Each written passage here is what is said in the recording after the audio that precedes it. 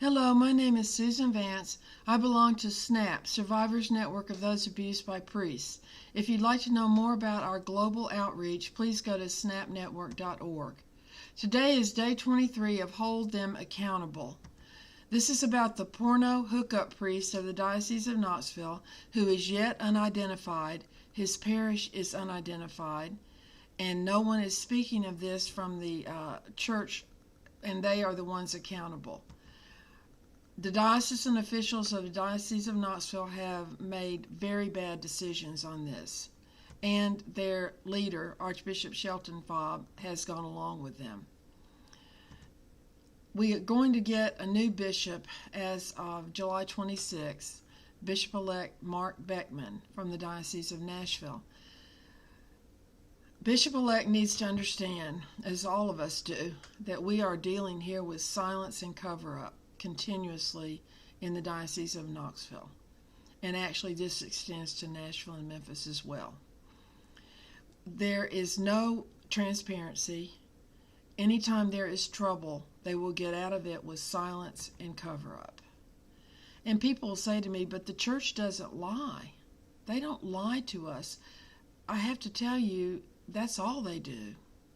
When they are in trouble, unless they have something beautiful to tell you, they will lie to you about whatever it is. And that's what they're doing here in more ways than you know.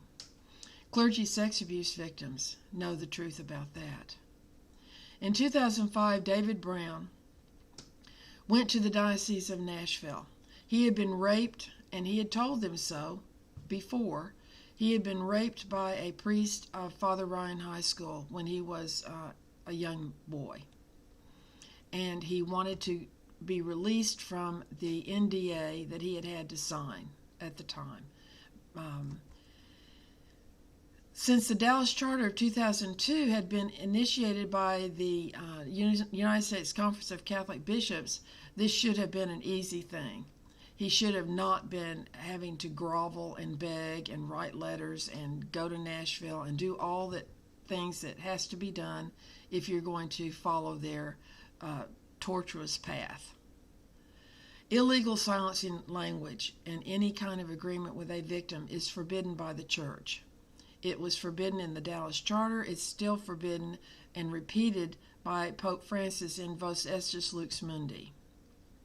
NDAs include, of course, non-disclosure agreements, non-disparaging agreements, and any other silencing language or what they call confidentiality agreement language.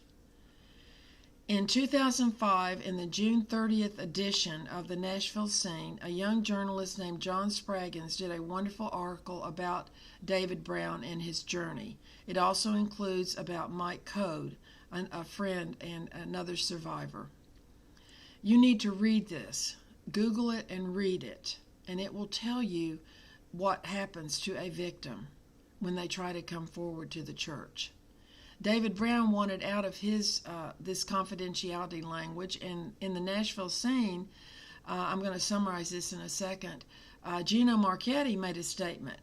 Now, Mr. Marchetti is the diocesan lawyer for the Diocese of Nashville. He also has been the lawyer in the Michael Boyd case in Knoxville as well as the John Doe case in Knoxville.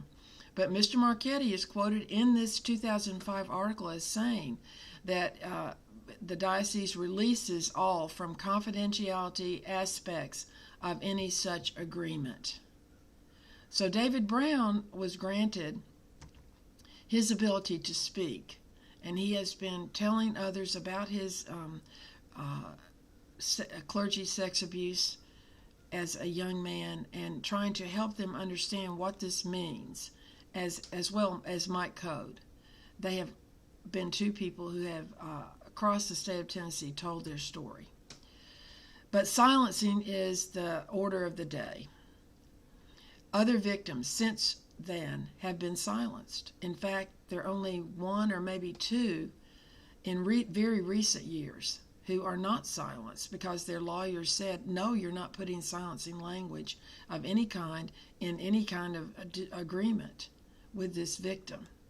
But that's not the norm. And now Archbishop Fobb and Attorney Ward Phillips in Knoxville want each victim to come to them about their silencing? No, that's not going to happen. More about that later. Cousin Ida and I want you to call the diocesan office at 865-584-3307 and ask to speak to somebody who will explain to you about the porno priest and about silencing of clergy sex abuse victims. You can also go to theangrycatholic.com and listen to episode 221, which is specifically about the porno priests in Knoxville.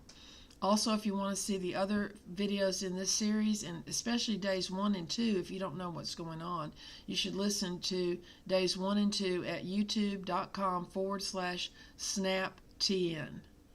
I'll see you tomorrow for episode day 24.